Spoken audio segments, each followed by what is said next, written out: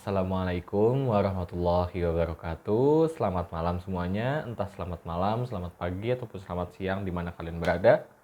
Izinkan saya, Muhammad Syafiq Nadir Rahman, presensi 25, NPM 2302190330 untuk membacakan resum buku Pokok-pokok Hukum Perdata di Indonesia karangan Bapak PNH Simajuntak SH Jakarta 2009. Buku ini memuat beberapa bab, yaitu ada totalnya mencapai, kita lihat dulu, mencapai 8 bab. Bab pertama dari buku ini tentang asas-asas hukum perdata yang memuat tentang keadaan hukum perdata di Indonesia, pengertian dan ruang lingkup hukum perdata, hubungan antara hukum perdata dan hukum publik, sistematika hukum perdata. Lalu bab 2 tentang hukum perorangan yang memuat mengenai pendahuluannya, lalu perihal orang di dalam hukum, perihal badan hukum, perihal domisili. Lalu bab ketiga yang tentang hukum perkawinan yang memuat tentang pendahuluan, lalu perkawinan menurut KUH lalu perkawinan menurut UU nomor 1 1974, lalu perkawinan bagi pegawai negeri sipil, lalu perkawinan menurut hukum Islam, lalu terakhir ada perkawinan menurut hukum adat.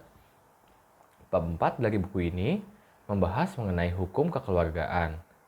Yang pertama terdiri dari pendahuluan, lalu ada hukum keluarga menurut KUH dan Undang-Undang nomor 1 tahun 1974. Lalu ada bagian keturunan, bagian anak luar kawin, anak sumbang, dan anak zina.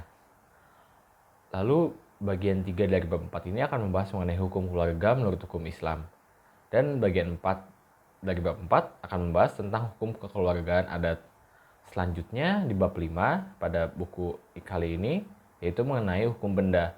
Hukum benda bab 5 bagian 1 itu hukum benda pada umumnya. Bab 5 bagian 2 macam-macam hak kebendaan. Hak kebendaan itu seperti apa sih? Hak kebendaan itu hak bezit, hak eigenom atau hak milik, hak servitut, hak obstal, hak erfpak, hak pakai hasil, hak gadai, hak hipotek, hak istimewa atau privilege, hak reklame, hak retenti, dan hak kebendaan menurut Undang-Undang Pokok Agraria. Selanjutnya pada bab 6 akan membahas tentang hukum waris. Yang akan dibahas tentang hukum waris di bab 6 ini adalah bagian 1 membahas tentang pengaturan hukum waris di Indonesia. Bab 6 bagian 2 istilah dan pengertian dalam hukum waris. Bab 6 bagian ketiga akan membahas tentang hukum waris perdata barat menurut KUH. Bab 6 bagian keempat hukum waris Islam. Lalu bab 6 bagian kelima akan membahas tentang hukum waris adat. Selanjutnya bab 7 dari 8 bab di buku ini. Bab 7 membahas tentang hukum perikatan. Lalu bab 7 bagian 1 akan membahas hukum perikatan pada umumnya. 7 bagian 2 perikatan yang timbul karena perjanjian. 7 bagian 3 jenis-jenis perjanjian khusus. Apa saja sih yang dimaksud perjanjian khusus ini? Perjanjian khusus ini terdiri dari yang pertama, ada perjanjian jual beli, lalu ada perjanjian tukar menukar, kemudian ada perjanjian sewa menyewa, selanjutnya ada perjanjian kerja, setelah itu ada perjanjian penitipan barang, ada pula perjanjian pinjam pakai, ada perjanjian pinjam meminjam, ada perjanjian perdamaian, ada perjanjian persekutuan, maksudnya persekutuan saja ya. Lalu ada perkumpulan, ada penghibahan, pemberian kuasa, penanggungan utang. Itulah tadi jenis-jenis perjanjian khusus. Selanjutnya di bab terakhir dari buku ini, yaitu bab 8, akan membahas mengenai perihal pembuktian dan lewat waktu. Bab 8 bagian 1 dari buku ini membahas perihal pembuktian. Perihal pembuktian ini ada pembuktian dengan tulisan dan pembuktian dengan kesaksian, pembuktian dengan prasangkaan, lalu ada pembuktian dengan pengakuan, dan terakhir ada pembuktian dengan sumpah. Lalu bab 8 bagian 2 dari buku ini akan membahas mengenai perihal lewat waktu. Itu tadi kita rekap dulu ada 8 dari buku ini. Yang pertama ada bab 1 asas-asas hukum perdata, bab 2 ada hukum perorangan, bab ketiga ada hukum perkawinan, bab keempat ada hukum kekeluargaan, bab kelima ada hukum benda, bab keenam ada hukum waris, bab ke-7 ada hukum perikatan, dan bab terakhir atau bab ke-8 ada perihal pembuktian dan lewat waktu. Semoga kalian bisa menikmati dan enjoy ya dengan video yang akan panjang ini. Dan saya rasa sebentar lagi kita akan memulai pembahasan mengenai video ini. Ya, tidak lama lagi kita akan memulainya dalam hitungan ke 3, 2, 1. Bab 1, pendahuluan. Asas-asas hukum perdata. Yang pertama, keadaan hukum perdata Indonesia. Seperti kita ketahui bahwa hukum perdata yang berlaku di Indonesia saat ini berasal dari hukum perdata Belanda yang disebut dengan Burgerlijk Wetboek atau BW. Sedangkan hukum perdata Belanda ini berasal dari hukum perdata Perancis yang dinamakan Code Civil des Français dan berubah menjadi Kode Napoleon tahun 1807. Sewaktu Perancis menduduki Belanda, Kode Napoleon juga berlaku pula di negeri Belanda sebagai kitab undang-undang yang resmi. Setelah Belanda merdeka dari Perancis, masa kerajaan Belanda mengadakan kodifikasi hukum Belanda yang bersumber dari Kode Napoleon dan hukum Belanda kuno. Pada waktu Belanda menguasai Indonesia, pemerintah Hindia Belanda memberlakukan Burgerlijk Wetboek KUHP atau Kitab Umum Hukum Perdata dan Wetboek van Koophandel di Indonesia. Kemudian KUHP dan KUHD inilah yang ditiru oleh pemerintah Hindia Belanda berdasarkan asas konkordinasi atau asas persamaan berlakunya sistem hukum. Pada masa pendudukan Jepang tahun 1942, pemerintah militer Jepang di Indonesia menetapkan bahwa semua undang-undang termasuk KUHP dari pemerintah Hindia Belanda tetap berlaku sah untuk sementara waktu. Setelah Indonesia memproklamasikan kemerdekaannya, berdasarkan pasal 2 aturan peralihan menyatakan bahwa segala badan negara dan peraturan yang ada masih langsung berlaku selama belum diadakan yang baru menurut Undang-Undang Dasar ini. KUHP ini masih berlaku sampai Republik Indonesia Serikat. Sewaktu negara RIS kembali berubah menjadi Negara Kesatuan Republik Indonesia setelah dekret Presiden tanggal 5 Juli 1959 dikeluarkan hingga saat ini. Hal ini dimaksudkan untuk mengisi kekosongan hukum dan untuk menjamin adanya kepastian hukum. Meskipun demikian, hukum perdata yang berlaku di Indonesia hingga sekarang ini masih beraneka ragam dan masih banyak materi. Hukum perdata yang tidak termuat dalam KUHP, melainkan tercantum dalam berbagai peraturan perundang-undangan. Bab 1 bagian kedua, pengertian dan ruang lingkup hukum perdata. Menurut Profesor Subekti, SH, hukum perdata dalam arti yang luas meliputi semua hukum privat ataupun material, yaitu segala hukum pokok yang mengatur kepentingan-kepentingan perseorangan. Dari definisi tersebut, dapat disimpulkan bahwa yang dimaksud dengan hukum perdata adalah hukum yang mengatur mengenai hubungan hukum antara hak dan kewajiban orang atau badan hukum yang satu dengan orang atau badan hukum yang lainnya di dalam pergaulan hidup di masyarakat, dan menitikberatkan pada kepentingan perseorangan atau individu. Menurut Profesor Dr. L.J. van Apeldoorn, hukum perdata dibagi dalam hukum perdata material dan hukum perdata formil.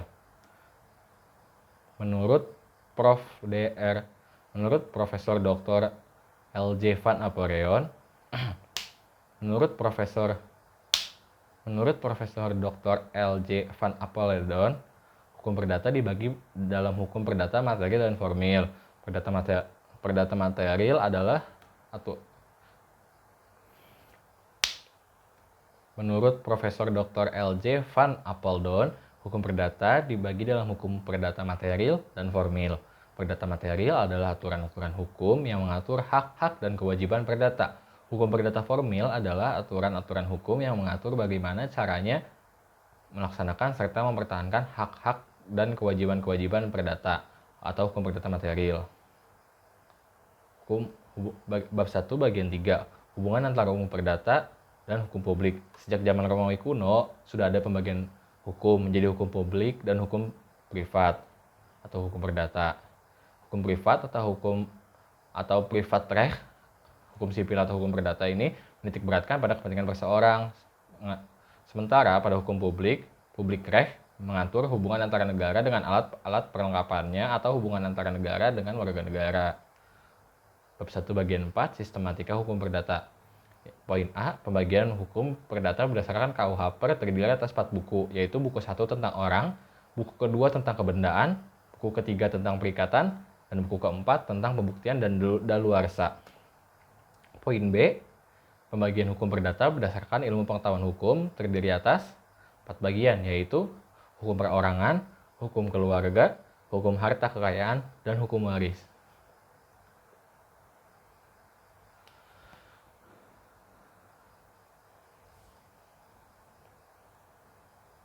Bab 2. Hukum perorangan. Bab 2 bagian 1 pendahuluan. Definisi hukum perorangan menurut Profesor Subekti SH adalah peraturan-peraturan tentang manusia sebagai subjek dalam hukum, peraturan-peraturan perihal kecakapan untuk memiliki hak dan kecakapan untuk bertindak sendiri, melaksanakan haknya itu, serta hal-hal yang mempengaruhi kecakapannya itu. Bagian 2 bab 2. Perihal orang dalam hukum. Berlakunya seseorang sebagai pembawa hak atau subjek hukum dimulai pada saat dia dilahirkan dan berakhir pada saat ia meninggal dunia.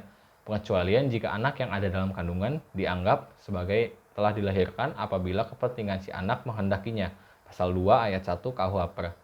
Menurut pasal 1330 KUH Per, mereka yang oleh hukum telah dinyatakan tidak cakap untuk melakukan sendiri perbuatan hukum adalah A. Orang yang belum dewasa. B. Orang yang ditaruh di bawah pengampunan. C. Orang yang Menurut pasal 1330 KUH Per, mereka yang oleh hukum telah dinyatakan tidak cakap untuk melakukan sendiri perbuatan hukum adalah yang pertama, orang yang belum dewasa, yang kedua, orang yang ditaruh di bawah dalam pengampunan, yang ketiga, orang perempuan yang dalam pernikahan atau wanita yang kawin. Pendewasaan atau pelunakan, handlifting adalah suatu daya upaya hukum untuk menempatkan seseorang yang belum dewasa menjadi sama dengan orang yang telah dewasa, baik untuk tindakan tertentu maupun tidak semua tindakan. Pendewasaan ini dapat dicabut atau ditarik kembali oleh pengadilan negeri apabila anak yang belum dewasa ini menyalahgunakan kewenangan yang diberikan kepadanya atau suatu alasan tertentu. Pasal 431 KUH Per. Pengampunan atau kuretele adalah suatu upaya daya hukum untuk menempatkan seseorang yang telah dewasa menjadi sama seperti seseorang yang belum dewasa. Pasal 433 KUH Per. Setiap orang dewasa yang mendekati sakit ingatan, boros, dungu, dan mata gelap harus ditaruh di bawah dalam pengampunan. Pengampunan ini berakhir apabila sebab-sebab yang mengakibatkannya telah hilang menurut pasal 460 KUH Per. Pengampunan ini juga berakhir apabila si Turandus tadi yang diampun meninggal dunia. Bagian 3 bab 2 perihal badan hukum. Menurut Profesor Widjono Projojikro, badan hukum adalah suatu badan yang di samping manusia perorangan juga Bagian 3 bab 2 perihal badan hukum. Menurut Profesor Wirjono Projojikro, badan hukum adalah suatu badan yang di samping manusia perorangan juga dianggap dapat bertindak dalam hukum dan mempunyai hak-hak dan kewajiban-kewajiban dalam perhubungan hukum terhadap orang atau badan lainnya. Badan hukum mulai berlaku sebagai subjek hukum sejak badan hukum itu disahkan oleh undang-undang dan berakhir saat dinyatakan bubar oleh pengadilan. Beberapa teori mengenai badan hukum. Yang pertama ada teori fiksi, yang kedua ada teori organ, yang ketiga ada teori harta kekayaan bertujuan, yang keempat ada teori harta karena jabatan, yang kelima ada teori harta. Beberapa teori mengenai badan hukum. Yang pertama ada teori fiksi, yang kedua ada teori organ, yang ketiga ada teori harta kekayaan, yang keempat beberapa teori mengenai badan hukum. Yang pertama ada teori fiksi atau fiksi teori, yang kedua ada teori organ teori, yang ketiga ada teori harta kekayaan bertujuan, the Fordunes teori, yang keempat ada teori harta karena jabatan, teori Van Het Amjek Vermogen, yang kelima ada teori kekayaan bersama, Proprietary Collective Theory, yang keenam ada teori kenyataan yuridis atau Juridis Realities. Bagian 4 bab 2 perihal domisili. Domisili adalah tempat di mana seseorang dianggap selalu hadir mengenai hal melakukan hak-haknya dan memenuhi kewajibannya, meskipun sesungguhnya ia bertempat tinggal di tempat lain. Domisili penting untuk mengetahui di mana seseorang harus menikah, mengetahui di mana ia harus mengajukan gugatan perceraian, mengetahui pengadilan mana yang berwenang untuk mengetahui suatu perdata seseorang, mengetahui di mana ia harus mengikuti pemilu, apakah ia bertempat tinggal di Indonesia atau di luar negeri, mengetahui tempat pembayaran suatu barang. Domisili dapat dibedakan menjadi dua, yaitu tempat tinggal yang sesungguhnya adalah tempat tinggal di mana seseorang itu sesungguhnya berada, dan tempat tinggal pilihan yang berhubungan dengan hal-hal melakukan perbuatan hukum tertentu saja dan dipilihlah tempat tinggal tertentu. Selanjutnya, bab ketiga mengenai hukum perkawinan. Bab 3 bagian 1 pendahuluan. Menurut pasal 1 Undang-Undang Nomor 1 Tahun 1974 tentang perkawinan, yang dimaksud dengan perkawinan adalah ikatan lahir batin antara seorang pria dengan seorang wanita sebagai suami istri dengan tujuan membentuk keluarga atau rumah tangga yang bahagia dan kekal berdasarkan ketuhanan yang Maha Esa. Menurut kompilasi hukum Islam pasal 2 disebutkan bahwa perkawinan menurut hukum Islam adalah pernikahan, yaitu akad yang sangat kuat atau misalkan golidon untuk mentaati perintah Allah dan melaksanakannya, merupakan ibadah. Maka yang dimaksud dengan perkawinan adalah suatu ikatan lahir dan batin antara seorang wanita dan seorang pria untuk membentuk suatu keluarga dalam jangka waktu yang lama, sedangkan yang dimaksudkan dengan hukum perkawinan adalah hukum yang mengatur mengenai syarat-syarat dan caranya melangsungkan perkawinan, beserta akibat-akibat hukum bagi pihak-pihak yang melangsungkan perkawinan tersebut.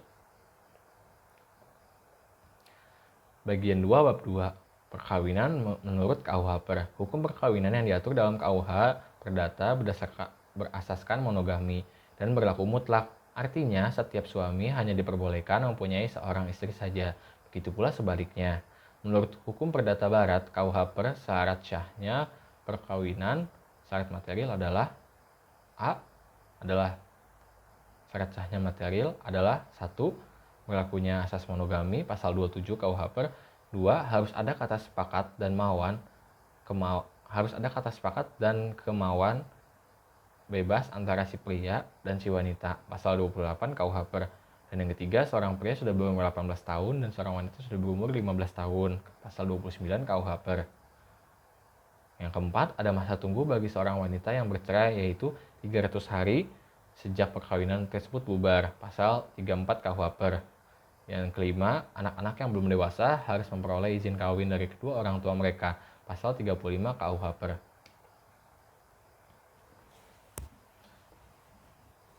Menurut KUH Per, hak-hak dan kewajiban suami istri antara lain adalah sebagai berikut. Suami istri harus setia dan saling menolong pasal 103 KUH Per. Suami istri wajib memelihara dan mendidik anak-anaknya. Setiap suami adalah kepala dalam persatuan suami istri. Suami wajib memberi bantuan kepada istrinya. Setiap suami berhak mengurus harta kekayaan bersama. Setiap suami harus mengurus harta kekayaan milik pribadi.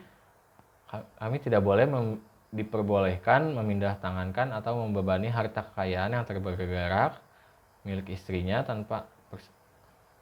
Suami tidak diperbolehkan memindah tangankan atau membebani harta kekayaan tak bergerak milik istrinya tanpa persetujuan sang istri. Setiap istri harus tunduk dan patuh kepada suaminya. Lalu setiap istri wajib tinggal bersama suaminya. Lalu setiap suami wajib membantu istrinya di muka hakim. Lalu setiap istri berhak membuat surat wasiat tanpa izin suaminya. Lalu menurut pasal 199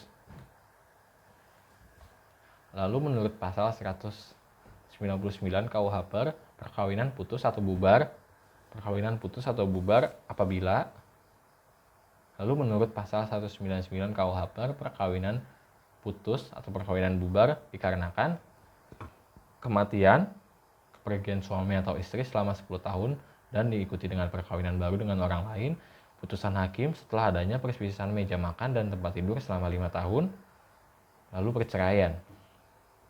Menurut pasal 83 KUH Per, perkawinan yang dilangsungkan di luar Indonesia, baik antara warga Indonesia satu sama lain maupun antara mereka dan warga negara lain adalah sah jika perkawinan tersebut dilangsungkan menurut cara yang lazim di dalam negeri, di mana perkawinan itu dilangsungkan dan suami istri warga negara Indonesia tidak melanggar ketentuan dalam KUH Per. Selanjutnya, menurut pasal 84 KUH Per, dalam waktu 1 tahun setelah suami istri itu kembali ke wilayah Indonesia, maka perkawinan tersebut harus dibukukan dalam daftar catatan perkawinan di tempat tinggal mereka. Bagian 3, bab ketiga, perkawinan menurut Undang-Undang Nomor 1 Tahun 1974. Dalam Undang-Undang Perkawinan ini berlaku pula asas monogami dalam perkawinan. Dalam Undang-Undang Perkawinan ini perolehan keturunan merupakan tujuan perkawinan. Dalam pasal 3 ayat 2 Undang-Undang Perkawinan tersebut disebutkan bahwa pengadilan dapat memberi izin kepada seorang suami untuk beristri lebih dari seorang apabila dikehendaki oleh pihak-pihak yang bersangkutan. Menurut pasal 2 Undang-Undang Perkawinan atau selanjutnya disingkat UUP, Perkawinan sah apabila dilakukan menurut hukum masing-masing agama dan kepercayaannya. Tiap-tiap perkawinan dicatat menurut peraturan perundang-undangan yang berlaku. Hak dan kewajiban dari suami istri dalam Undang-Undang Perkawinan diatur dalam pasal 30 sampai dengan pasal 34.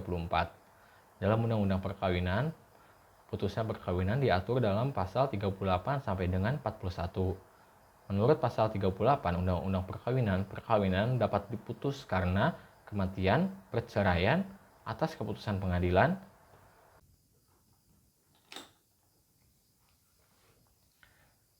Bagian 4, Bab 3, Perkawinan bagi pegawai negeri sipil. Pada dasarnya, pegawai negeri sipil adalah unsur aparatur negara, abdi negara dan abdi masyarakat yang harus menjadi teladan yang baik. Maka kehidupan pegawai negeri sipil harus ditunjang oleh kehidupan yang serasi, sejahtera, dan bahagia. Sehingga setiap pegawai negeri sipil dapat melaksanakan tugasnya tidak akan banyak terganggu oleh masalah-masalah di dalam keluarganya. Melalui Peraturan Pemerintah Nomor 10 Tahun 1983 tentang izin perkawinan dan perceraian bagi pegawai negeri sipil yang diundangkan pada 21 April tahun 1983, Lembaga Negara Nomor 13 Tahun 1983, ketentuan perkawinan bagi pegawai negeri sipil, yaitu A. Pasal 2, pegawai negeri sipil yang melangsungkan perkawinan pertama wajib memberitahukannya secara tertulis kepada pejabat melalui saluran hierarki dalam waktu selambat-lambatnya 1 tahun setelah perkawinan tersebut dilangsungkan. Ketentuan sebagaimana dimaksud dalam ayat 1 juga berlaku bagi pegawai negeri sipil yang telah menjadi duda atau janda yang melaksanakan perkawinan lagi.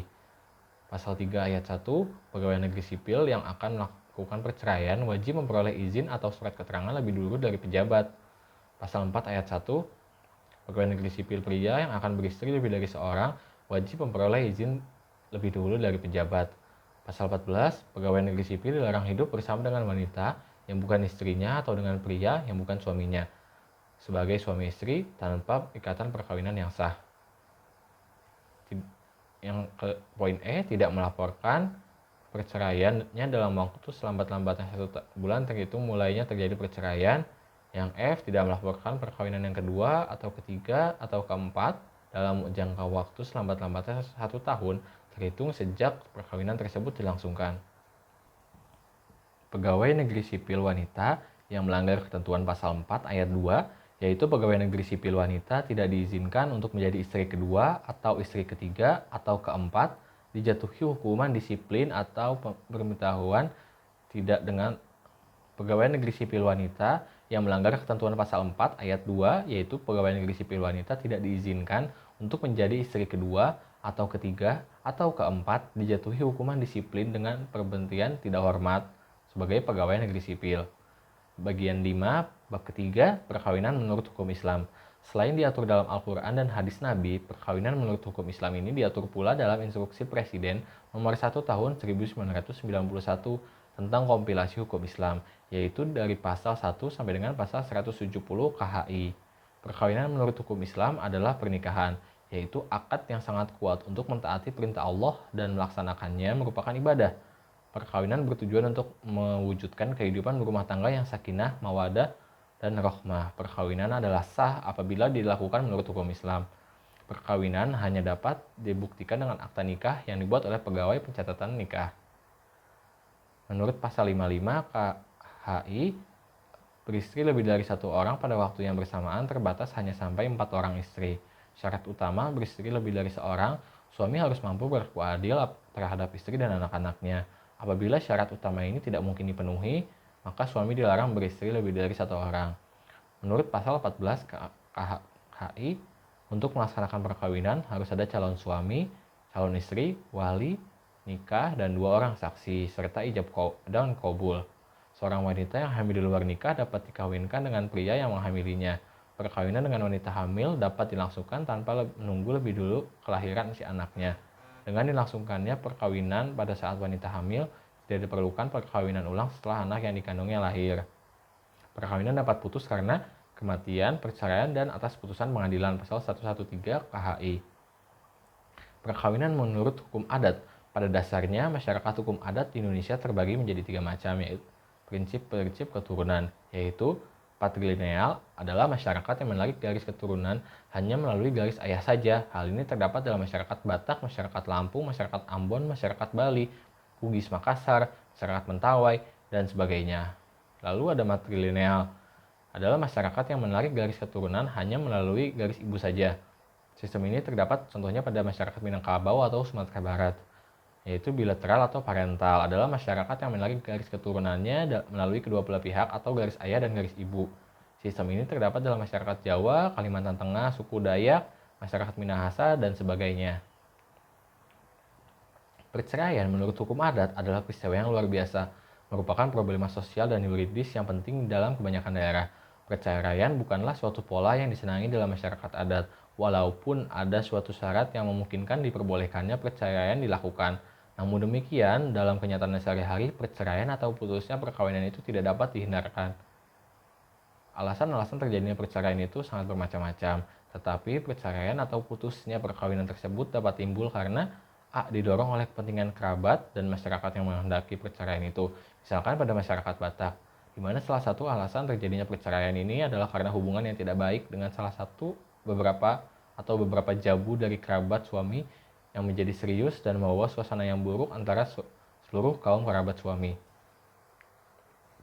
Yang B, ada hal yang bersifat perseorangan oleh masyarakat dianggap sebagai alasan untuk bercerai.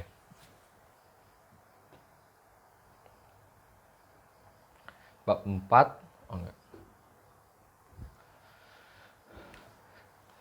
Bab 4, Hukum Kekeluargaan. Bab 4 bagian 1, pendahuluan. Pada hakikatnya, suatu keluarga itu terdiri atas bapak, ibu, dan anak-anak mereka. Yang dimaksud dengan keluarga ini adalah sekelompok manusia yang mempunyai hubungan darah atau hubungan perkawinan dan terjadi melalui perkawinan. Fungsi daripada membentuk suatu keluarga itu antara lain dapat disimpulkan sebagai berikut. Untuk menjaga keturunan, sebagai wadah dalam memelihara, mendidik anak, baik untuk mengasuh, baik secara fisik maupun psikis. Sebagai unit ekonomi, sebagai wadah pendidikan informal, tempat terselenggaranya transisi kebudayaan dan kekerabatan dari generasi ke generasi, sebagai wadah untuk meletakkan dasar-dasar sosialisasi dan kontrol sosial. Hubungan keluarga ini menimbulkan akibat-akibat hukum yang diatur dalam undang-undang.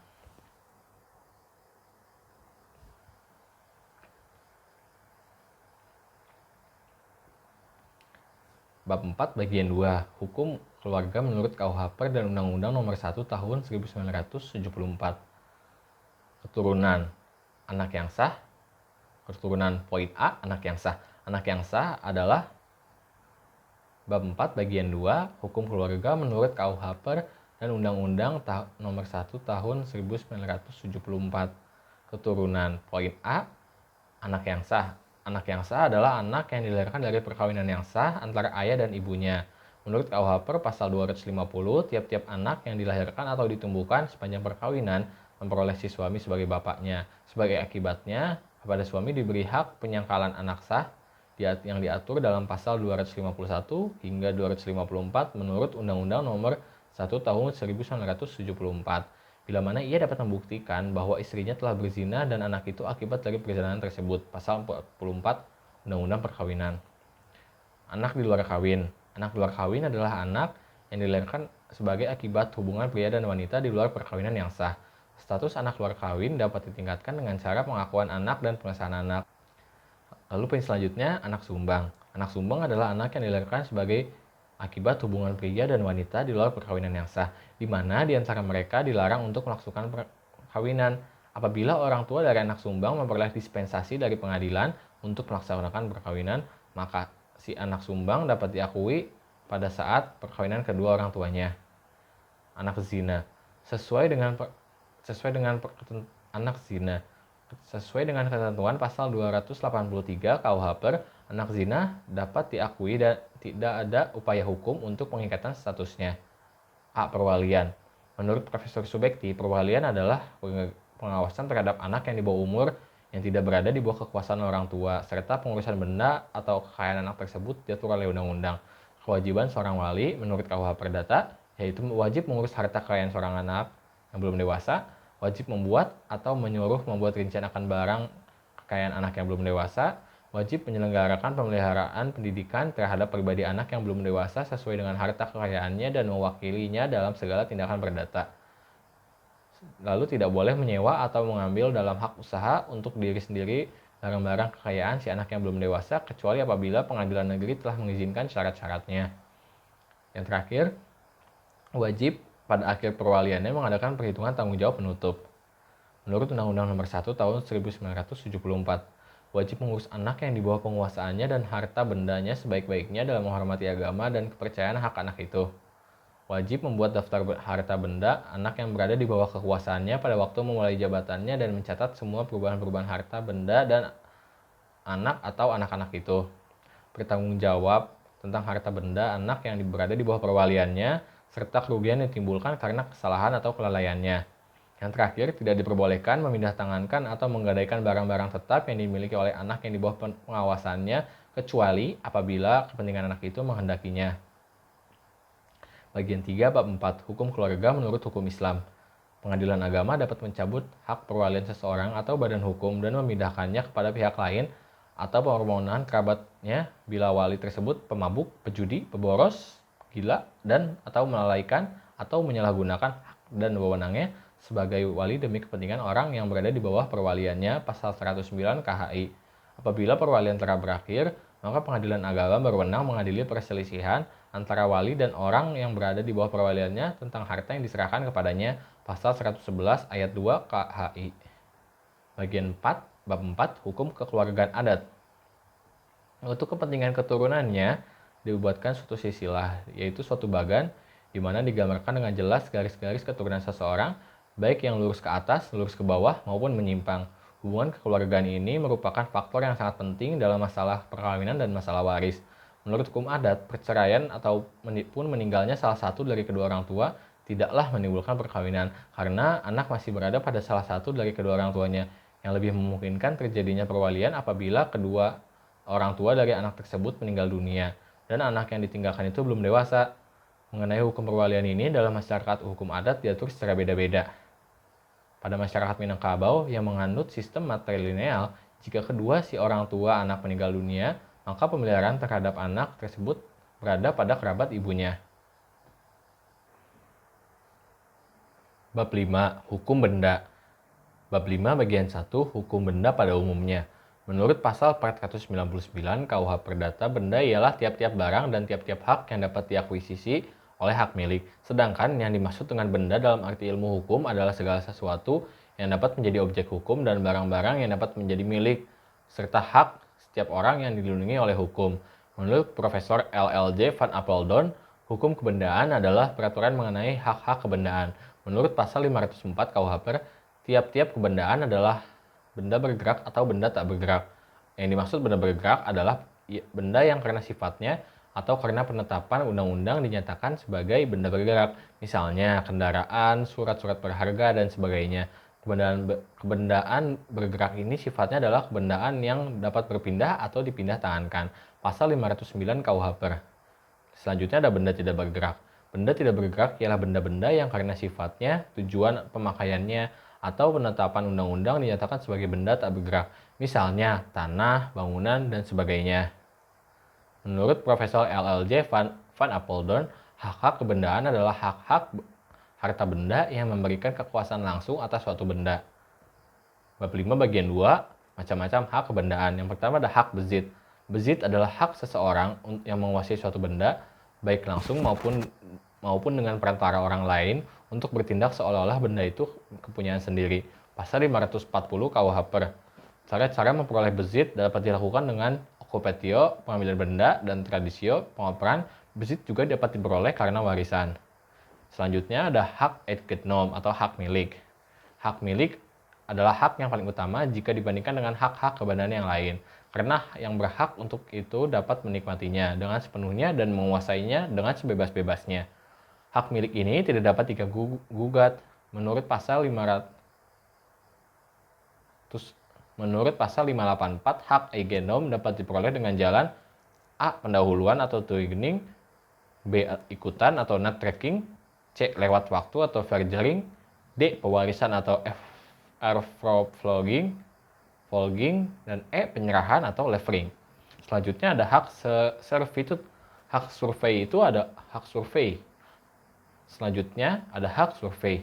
Hak survei itu adalah suatu beban yang diletakkan di atas suatu pekarangan untuk keperluan suatu pekarangan lain. Pekarangan hapus karena kedua pekarangan itu jatuh ke tangan suatu orang, dan B, selama 30 tahun berturut-turut tidak dipergunakan menurut pasal 707 KUH Perang. Lalu ada hak obstal. Hak obstal atau disebut juga dengan hak penumpang karang, yaitu adalah sebuah hak kebendaan untuk mempunyai gedung-gedung, bangunan-bangunan, dan penanaman di atas pekarangan orang lain. Hak obstal ini dapat dipindah tangankan pada orang lain atau dipakai juga sebagai hipotek. Selanjutnya ada hak erfhak. Hak guna usaha atau hak guna usaha adalah hak kebendaan untuk menikmati sepenuhnya waktu yang lama dari sebidang tanah milik orang lain dengan kewajiban membayar sejumlah uang atau penghasilan tiap tahun. Saat ini dapat juga dijual atau dipakai sebagai jaminan hutang atau hipotek.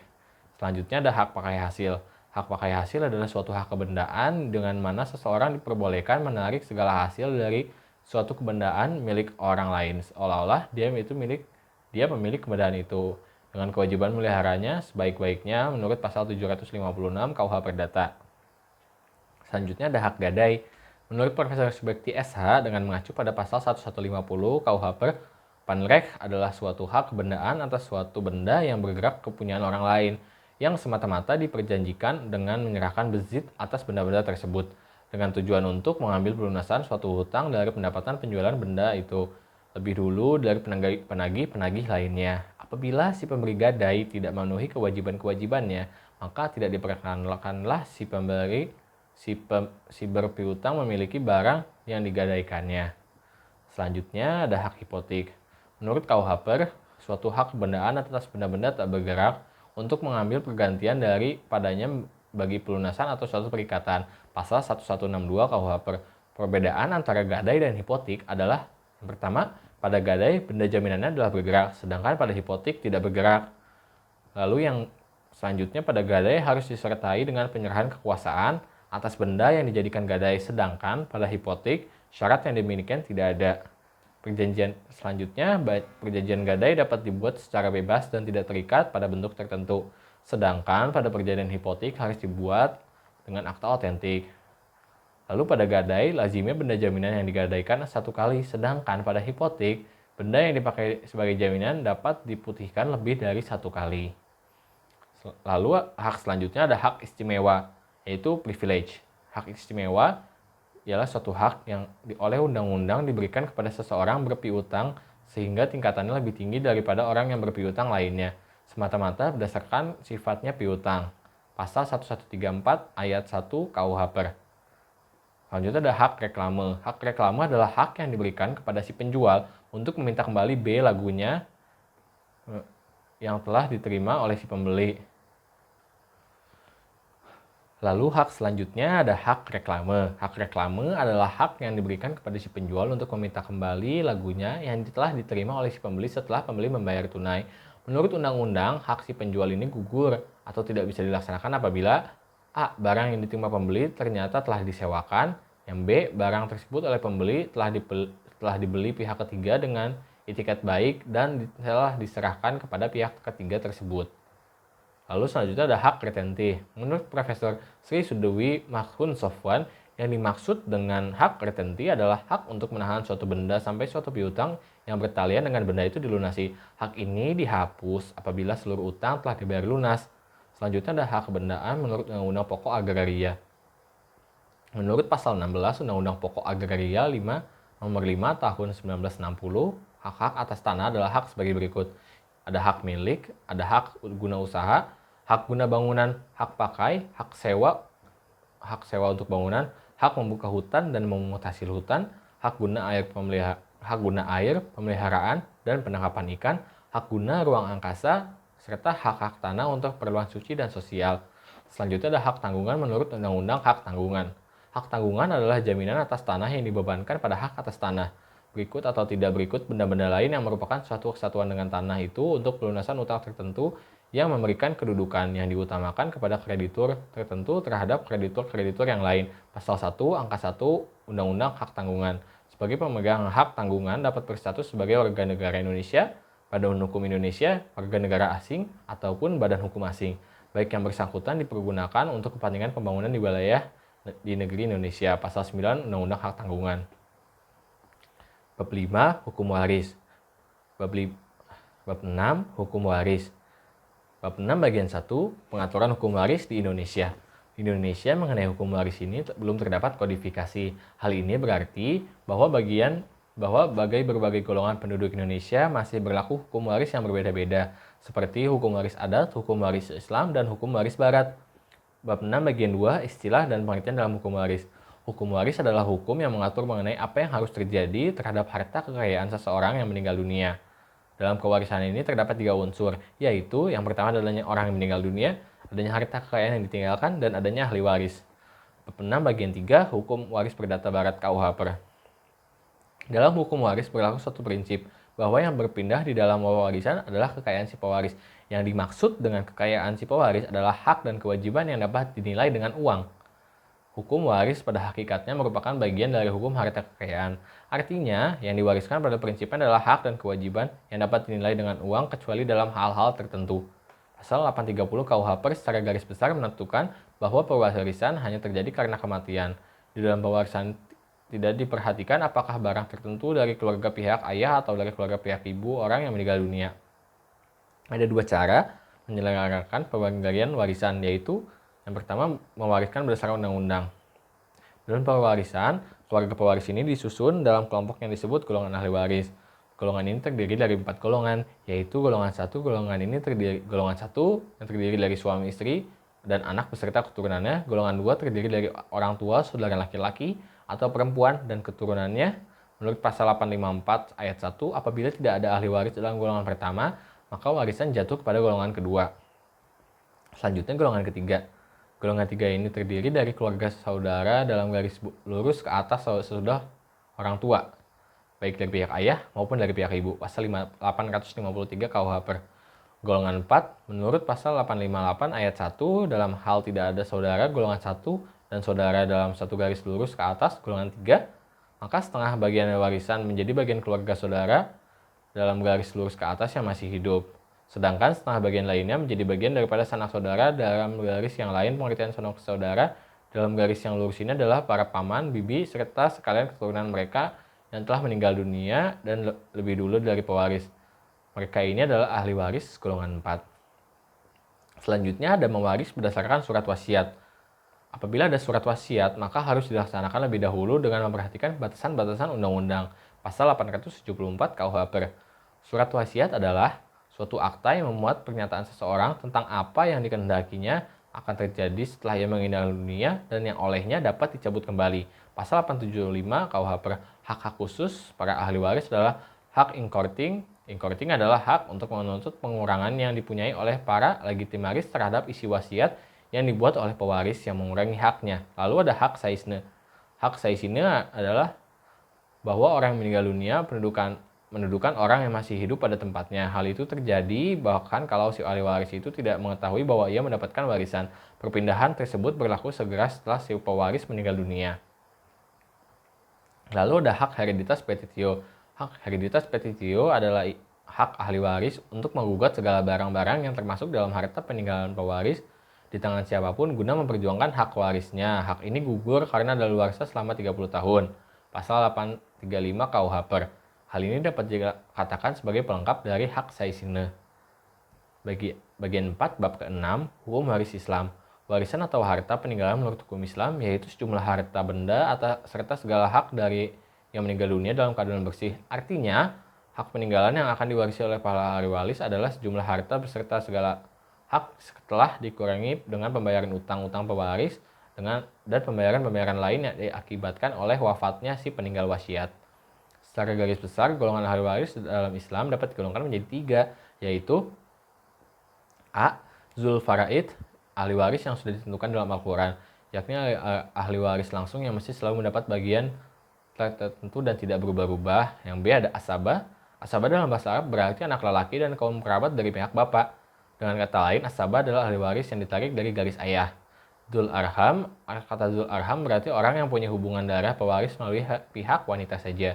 Ahli waris yang tidak patut dan tidak berhak mendapatkan warisan dari pewaris karena suatu alasan tertentu, yaitu ahli waris membunuh si pewaris, orang murtad, ataupun orang kafir. Wasiat dalam hukum Islam adalah pemberian suatu benda dari pewaris kepada orang lain atau lembaga yang akan berlaku setelah si pewaris meninggal dunia. Pasal 171 KHI, wasiat dilakukan secara lisan di hadapan dua orang saksi atau tertulis di hadapan dua orang saksi atau di hadapan notaris. Wasiat hanya diperbolehkan sebanyak-banyaknya sepertiga dari harta warisan, kecuali apabila semua ahli waris menyetujui. Wasiat kepada ahli waris hanya berlaku bila disetujui oleh semua ahli waris. Pasal 195 KHI. Hibah dalam hukum Islam adalah pemberian benda secara sukarela dan tanpa imbalan dari seseorang kepada orang lainnya yang masih hidup untuk dimiliki. Pasal 177.1 KHI. Hibah dalam hukum Islam dapat dilakukan baik secara tertulis maupun secara lisan. Bahkan telah ditetapkan dengan tegas bahwa dalam hukum Islam pemberian berupa harta tidak bergerak dapat dilakukan dengan lisan tanpa mempergunakan suatu dokumen tertulis. Bab 5 bagian 6 hukum waris adat. Hukum waris adat di Indonesia sangat dipengaruhi oleh prinsip-prinsip garis keturunan yang berlaku pada masyarakat yang bersangkutan. Misalnya prinsip matrilineal, prinsip patrilineal, prinsip bilateral atau parental. Di samping prinsip-prinsip garis keturunan di atas, hukum waris adat mengenal adanya 3 sistem kewarisan, yaitu sistem kewarisan individual, di mana sistem ini para ahli waris mewarisi harta peninggalan pewaris secara perorangan, misalnya pada masyarakat di Jawa, Batak, dan lain-lain. Lalu ada sistem kewarisan kolektif, yaitu sistem kewarisan di mana para ahli waris mewarisi harta peninggalan pewaris secara bersama-sama, misalnya harta pusaka di Minangkabau, tanah dati di Semenanjung Hitu, harta kekalaran di Minahasa. Selanjutnya ada sistem kewarisan mayorat, yaitu sistem kewarisan di mana harta peninggalan pewaris hanya diwarisi oleh seorang anak tertua. Sistem mayorat ini dapat dibagi atas 2 bagian, yaitu mayorat anak laki-laki, misalnya pada masyarakat Lampung, Bali, dan lain-lain, dan mayorat perempuan, misalnya pada masyarakat suku Sumando di Sumatera Selatan, anak Tunggu Tubang, suku Dayak Belanda, dan suku Dayak Tayan di Kalimantan Barat, anak pangkalan. Hibah wasiat adalah pemberian pewaris kepada seorang atau beberapa ahli waris atau orang tertentu yang dilaksanakan setelah pewaris meninggal dunia. Hibah wasiat kepada seorang ahli waris atau kepada mereka yang dianggap berhak menerima bantuan harta pewaris dilakukan dengan tujuan yang pertama, untuk mencegah atau terjadinya perselisihan di antara wali atau ahli waris atau para ahli waris dengan orang lain yang merasa berhak mendapatkan pembagian harta. Yang B, untuk mewajibkan para ahli waris untuk membagikan hartanya dengan cara yang layak menurut anggapan pewaris. Yang C, sebagai perwujudan rasa kasih sayang dari si pewaris. Pada dasarnya, seorang ahli waris dengan harta peninggalan yang ditinggalkan oleh pewaris wajib A. menyelenggarakan upacara mayat dan penghiburan sehingga seseorang ahli waris tanpa setahu ahli waris lainnya dapat menjual suatu bagian tertentu daripada harta peninggalan untuk keperluan itu. Tentunya hal ini dilakukan dengan sewajarnya. Yang B, membayar biaya pemakaman yang mana harus didahulukan sebelum peninggalan itu dibagi-bagi. Yang C, bayar hutang si pewaris. Yang D, menyelenggarakan upaya atau selamatan dalam memperingati hari meninggalnya si pewaris. Bab 7, hukum perikatan. Bab 7 bagian 1, pada umumnya. Hukum perikatan, pendahuluan. Pada umumnya, hukum perikatan adalah hubungan hukum antara dua pihak di mana pihak yang satu berhak menuntut sesuatu dari pihak yang lain, dan pihak yang lain berkewajiban memenuhi tuntutan tersebut. Dalam hal ini, dapat disebutkan bahwa pihak yang menuntut disebut kreditur, dan pihak berputar, dan pihak yang berkewajiban untuk memenuhi prestasi disebut debitur atau pihak berutang. Macam-macam perikatan. Perikatan bersyarat. A. Suatu macam-macam perikatan. A. Perikatan bersyarat adalah suatu perikatan adalah bersyarat apabila ia digantungkan pada suatu peristiwa yang masih akan datang dan yang masih belum tentu akan terjadi, baik secara menaklukkan perikatan hingga terjadinya peristiwa semacam itu, maupun secara membatalkan perikatan menurut terjadi atau terjadinya peristiwa tersebut. Pasal 1253 KUH Per. Yang B, perikatan dengan ketetapan waktu. Perikatan dengan ketetapan waktu ialah perikatan yang hanya menangguhkan pelaksanaannya atau lama waktu berlakunya suatu perikatan. Pasal 1268 KUH Per. Yang C ada perikatan mana suka. Dalam perikatan mana suka, si berutang atau debitur dibebaskan jika ia menyerahkan salah satu dari dua atau barang yang disebutkan di dalam perjanjian.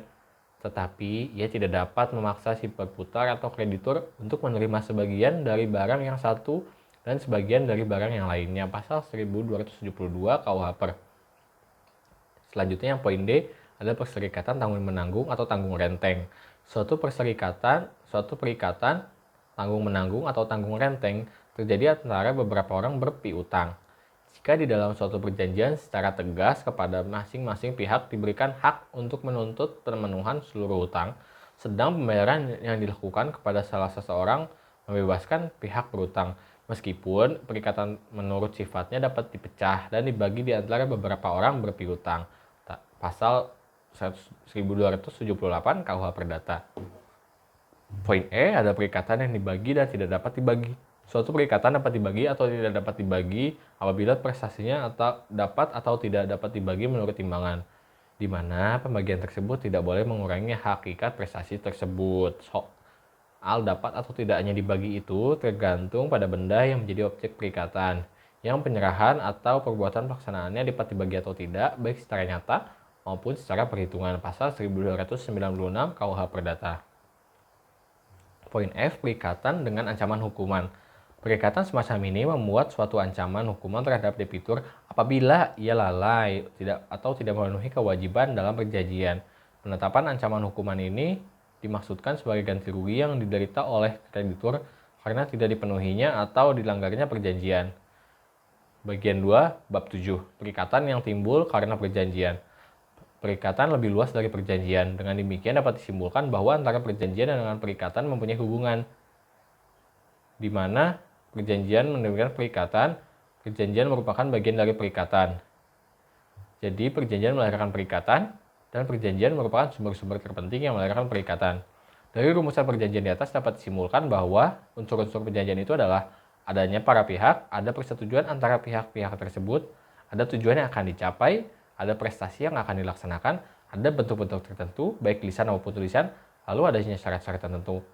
Selanjutnya ada asas-asas perjanjian. Yang pertama, sistem terbuka atau open system, bersifat pelengkap, opsional, berasaskan konsensualisme. Yang terakhir ada berasaskan kepribadian. Selanjutnya ada jenis-jenis perjanjian, yaitu perjanjian timbal balik, perjanjian sepihak, perjanjian cuma-cuma, perjanjian atas beban, perjanjian konsensuil, perjanjian real, perjanjian bernama atau perjanjian nominat, perjanjian tidak bernama atau perjanjian innominat, perjanjian liberatoir, perjanjian kebendaan, perjanjian obligatoir, dan perjanjian aksesorir. Bab 7 bagian 3, jenis-jenis perjanjian khusus. Perjanjian jual beli. Perjanjian jual beli adalah suatu perjanjian timbal balik, di mana pihak yang satu atau penjual berjanji akan menyerahkan suatu barang dan pihak yang lain atau pembeli akan membayar harga yang telah dijanjikan. Pasal 1457 KUH Perdata. Selanjutnya ada perjanjian tukar-menukar. Perjanjian tukar-menukar adalah suatu perjanjian di mana kedua belah pihak mengikatkan dirinya untuk saling memberikan suatu barang secara bertimbal balik sebagai gantinya suatu barang yang lain. Pasal 1541 KUH Perdata. Yang terakhir ada perjanjian sewa-menyewa. Lalu ada perjanjian sewa-menyewa. Perjanjian sewa-menyewa adalah suatu perjanjian di mana pihak yang satu mengikatkan dirinya untuk memberikan suatu barang pada pihak yang lainnya untuk digunakan dalam waktu tertentu dan dengan pembayaran suatu harga yang telah disanggupi pihak tersebut. Pasal 1548 KUH Per. Lalu ada perjanjian kerja. Perjanjian kerja adalah perjanjian di mana pihak yang satu atau si buruh mengikatkan dirinya untuk dibawa perintah pihak yang lain atau majikan untuk ke suatu waktu tertentu melakukan pekerjaan dengan menerima upah. Lalu ada perjanjian penitipan barang. Perjanjian penitipan barang adalah suatu perjanjian di mana pihak satu menerima suatu barang dari pihak lain dengan janji untuk menyimpannya dan mengembalikannya dalam wujud aslinya. Pasal 1694 KUH Perdata. Lalu ada perjanjian pinjam pakai. Perjanjian pinjam pakai adalah suatu perjanjian di mana pihak satu memberikan suatu barang kepada pihak lainnya untuk dipakai dengan cuma-cuma dengan syarat bahwa yang menerima barang ini setelah memakainya atau setelah lewat waktu yang ditentukannya akan mengembalikannya. Lalu ada perjanjian pinjam-meminjam. Perjanjian pinjam-meminjam adalah perjanjian di mana pihak yang satu memberikan kepada pihak yang lain suatu jumlah tertentu barang-barang yang menghabis karena pakai. dengan syarat bahwa pihak yang terakhir ini akan mengembalikan sejumlah yang sama dari macam dan keadaan yang sama pula. Pasal 1754 KUH Perdata. Lalu ada perjanjian perdamaian. Perjanjian perdamaian ini adalah suatu perjanjian di mana kedua belah pihak dengan menyerahkan, menjanjikan, atau menahan suatu barang, mengakhiri suatu perkara yang sedang bergantung ataupun mencegah timbulnya suatu perkara. Perjanjian ini tidaklah sah melainkan jika dibuat secara tertulis. Pasal 1851 KUH Perdata. Lalu ada persekutuan. Persekutuan adalah suatu perjanjian di mana dua orang atau lebih mengikatkan diri untuk memasukkan sesuatu dalam kekayaan bersama dengan maksud untuk membagi keuntungan yang diperolehnya. Pasal 1618 KUH Perdata. Lalu ada perkumpulan. Apabila tidak ditentukan lain dalam surat pendirian, perjanjian, dan reglamennya, maka pengurus suatu perkumpulan adalah penguasa untuk bertindak atas nama perkumpulan, mengikat perkumpulan kepada pihak ketiga dan sebaliknya, dan bertindak di muka hakim, baik sebagai penggugat maupun tergugat. Pasal 1655 KUH Per. Lalu ada penghibahan. Hibah adalah suatu perjanjian di mana si penghibah di waktu hidupnya dengan cuma-cuma, dengan tidak dapat ditarik kembali, menyerahkan suatu benda guna keperluan si penerima hibah yang menerima penyerahan itu. Pasal 1666 KUH Perdata ayat ke-1. Lalu ada pemberian kuasa. Pemberian kuasa adalah suatu perjanjian di mana seseorang memberikan kekuasaan kepada orang lain yang menerimanya untuk atas namanya menyelenggarakan suatu urusan. Pasal 1792 KUH Per. Lalu ada penanggungan utang. Penanggungan utang adalah suatu perjanjian di mana seorang pihak ketiga guna kepentingan si berpiutang mengikatkan diri untuk memenuhi perikatannya si berutang. Mana kalau orang ini sendiri tidak dapat memenuhinya. Pasal 1820 KUH Per. Yang terakhir, bab ke-8 dari buku Pokok-Pokok Hukum Perdata Indonesia, yaitu perihal pembuktian dan lewat waktu. Bagian 1 bab ke-8 perihal pembuktian. Yang dimaksud dengan bukti adalah segala apa yang menurut undang-undang dapat dipakai untuk membuktikan sesuatu. Sedangkan yang dimaksud bukti adalah suatu yang untuk meyakinkan atau kebenaran suatu dalil atau pendirian. Maka pembuktian adalah usaha yang berwenang untuk mengemukakan kepada sebanyak mungkin hal-hal yang berkenaan dengan suatu perkara yang bertujuan agar supaya dapat dipakai oleh hakim sebagai bahan untuk memberikan keputusan mengenai perkara tersebut. Menurut pasal 1866 KUH Perdata dan pasal 164 HIR, macam-macam alat bukti adalah: yang pertama, ada alat bukti tulisan; yang kedua, alat bukti kesaksian; yang ketiga, ada bukti persangkaan; yang keempat, ada bukti pengakuan; dan yang kelima, ada bukti sumpah. Selanjutnya, kita akan membahas macam-macam bukti tersebut. Yang pertama, ada pembuktian dengan tulisan. Pembuktian dengan tulisan dilakukan dengan akta otentik dan akta di bawah tangan. Lalu tadi ada pembuktian dengan kesaksian. Menurut Profesor Subekti, suatu kesaksian harus mengenai peristiwa-peristiwa yang dapat dilihat dengan mata sendiri atau yang dialami sendiri oleh seorang saksi. Jadi tidak boleh saksi itu hanya mendengar saja tentang adanya peristiwa dari orang lain. Lalu ada pembuktian dengan Persangkaan menurut pasal 1915 ayat 1 KUH Perdata adalah kesimpulan-kesimpulan yang oleh undang-undang atau hakim ditarik dari suatu peristiwa yang dikenal ke arah suatu peristiwa yang tidak dikenal. 814 Pembuktian dengan pengakuan. Pengakuan adalah suatu pernyataan akan kebenaran oleh satu pihak yang bersengketa tentang apa yang dikemukakan oleh lawannya. Pengakuan itu meliputi pernyataan akan kebenaran dari tuntutan, hubungan hukum, dan peristiwa. Pembuktian dengan sumpah. Menurut pasal 192 KUH Perdata, ada dua macam sumpah di muka hakim, yaitu sumpah pemutus atau decisor adalah sumpah yang diperintahkan oleh satu pihak yang berperkara kepada pihak lawannya dengan maksud untuk mengakhiri perkara yang sedang diperiksa hakim. Lalu ada sumpah tambahan atau pelengkap. Suppletor adalah sumpah yang oleh hakim karena jabatannya diperintahkan kepada salah satu pihak yang berperkara. Lalu ada perihal lewat waktu. Lewat waktu atau daluarsa adalah suatu alat untuk memperoleh sesuatu atau untuk dibebaskan dari suatu perikatan dengan lewatnya suatu waktu tertentu dan atau syarat-syarat yang ditentukan oleh undang-undang. Lewat waktu atau daluarsa ini dapat dibedakan menjadi dua macam, yaitu lewat waktu untuk memperoleh hak milik dan lewat waktu untuk dibebaskan dari suatu tuntutan. Sekian pembacaan saya mengenai resum buku dari Pokok-Pokok Hukum Perdata Indonesia, karangan dari Profesor Simajuntak, Sekjen SH, Jakarta 2009. Semoga penyampaian tadi dapat dipahami dan dapat diterima sebagai pembacaan resume buku pokok-pokok hukum perdata Indonesia dan mempermudah kita semua. Sekian pembacaan saya. Terima kasih telah menyimak video ini sampai akhir. Mohon maaf bila ada kesalahan kata, mohon diperbaiki. Saya tunggu di kolom komentar. Terima kasih atas segala perhatiannya. Saya Muhammad Syafiq Nadi Rahman, Presensi 25 undur diri. Wassalamualaikum warahmatullahi wabarakatuh. Selamat malam. Saya Muhammad Syafiq Nadi Rahman, Presensi 25 undur diri. Terima kasih atas perhatiannya. Saya tunggu komentar, saran, dan kritiknya. Semoga bisa dipahami dan sampai jumpa semuanya. Wassalamualaikum warahmatullahi wabarakatuh.